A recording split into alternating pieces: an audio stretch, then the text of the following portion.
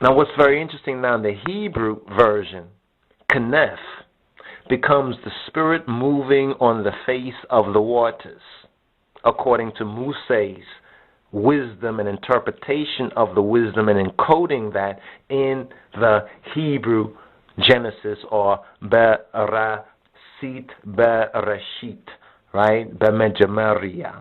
Now in the Egyptian or the Gitawiyan representation, the sailor in the water, he sails the waters in his ark, in his merkab, his boat, just as E does in the Akkadian version of the mythos.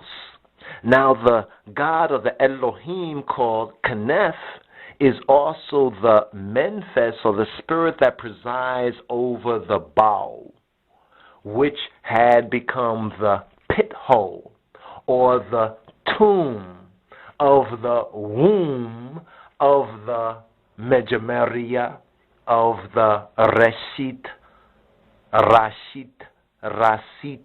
beginning. Now the Egyptian bow in the Hebrew is called bohu, or the void. Now in both of these, it is a place left unpersonified. This place is not personified, which is interesting, very interesting. Because in the later phase of personification, this bow of birth becomes the Phoenician Baev, called the consort of Colpia, the wind or spirit. Now the bow was also personified in the Babylonian goddess, according to their mythos, as Bohu, which is linked with the Hebrew word used in Genesis. Now the Phoenician Baev, it points back to the Egyptian Bab or Beb for the hole, the cave, the well, the source, or outtrance. Not entrance, but the outtrance. The original of all the Babs in later language, including, and this is what we found to be very interesting, Babylon. Because from our study of the Metaf Kedus, the Book of the Seven Seals of Kedemawi Haile Selassie, from the Haile Selassie Bible, the Amharic Bible, we notice that the serpent, right, and though we're going about 2 chapters ahead, the serpent is called Ibab in the Amharic, the Ibab. And the connection immediately was made, as we were studying His Majesty's Bible years ago, the connection was immediately made between the Amharic Ibab, or Bab, Ibab, and the Babylonians. Now in studying Gerald Macy's lectures, and also studying some of the preserved other source material, that he referred to, and that is more available because of the knowledge going to and fro, and the information going to and fro, and knowledge increasing, we get to now see this link in the Egyptian Bab, or Beb, you understand, being explained as a hole, a cave, a well, a source, but clearly a source in the sense of an outtrance, not an entrance, not an entering, but more like an exit. And the original of all the Babs in the later language, including Babylon, is linked to this Bab and Bao and Baev and Bohu, and the Egyptian Bab and Beb.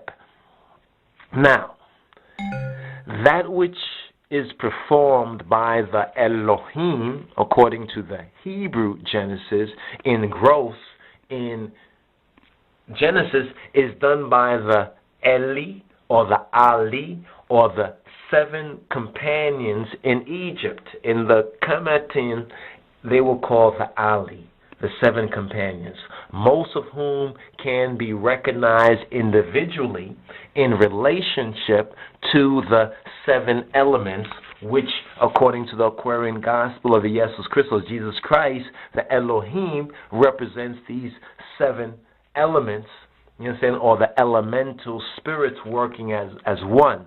As the Hebrew Elohim, they may be delimbed or like delimited as and lose their likeness, but they are the same 7 powers of eternal nature as explained by the true epignostics or the Gnostics and the true Kabbalists.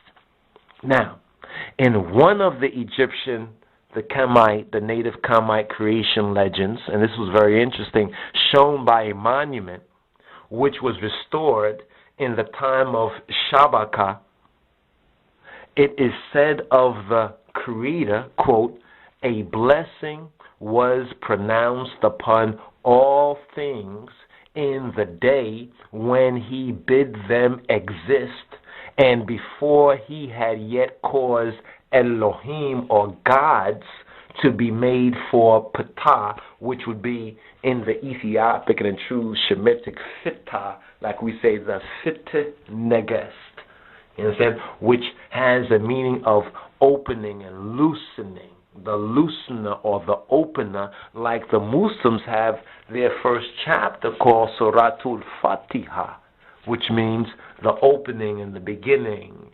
Now this,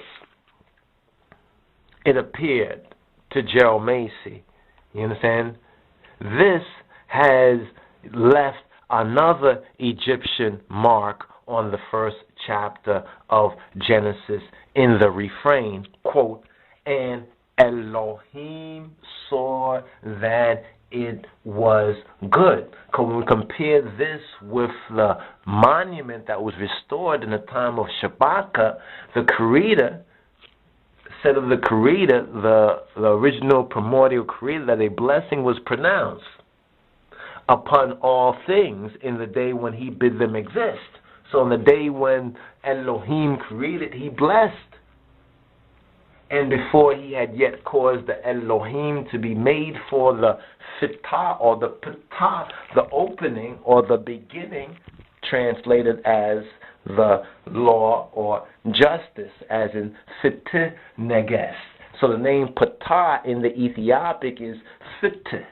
Fitte is the Ethiopic Ptah, which is interesting when we connect that with Fatiha. We get into the root, and Feta in the Amharic, which means to loose or to open.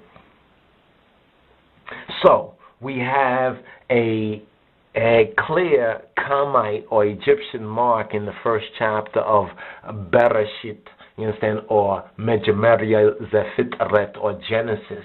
Elohim saw that it was good, which is uttered.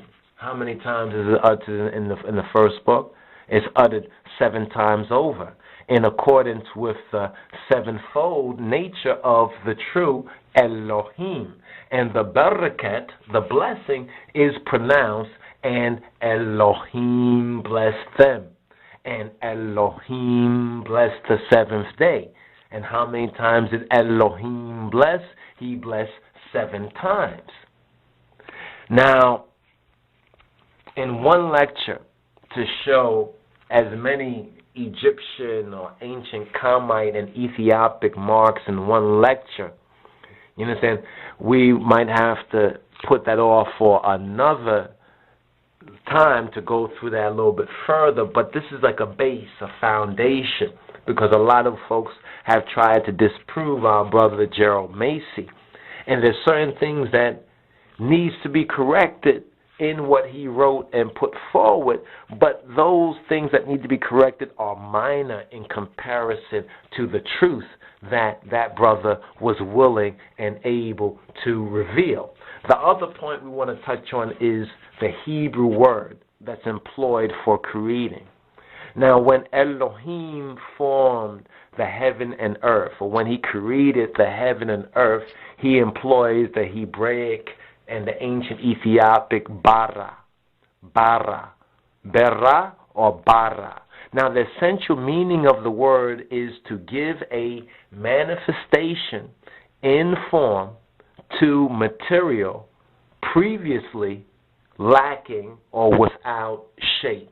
Nothing could so perfectly realize this as the example that we have from the ancient Kamites of the potter at work the potter at work on his clay, it describes the action of the Elohim in utilizing that Hebrew word, bara or bera, which meant to, or is interpreted to create, but the essential meaning of the word is to give manifestation and form to material previously without shape. That's why I said without shape or without form. And the comparison now here is with the potter at work on his clay. So we have to ask ourselves, isn't there another native and ancient Kamite example that Moses would have been familiar with here?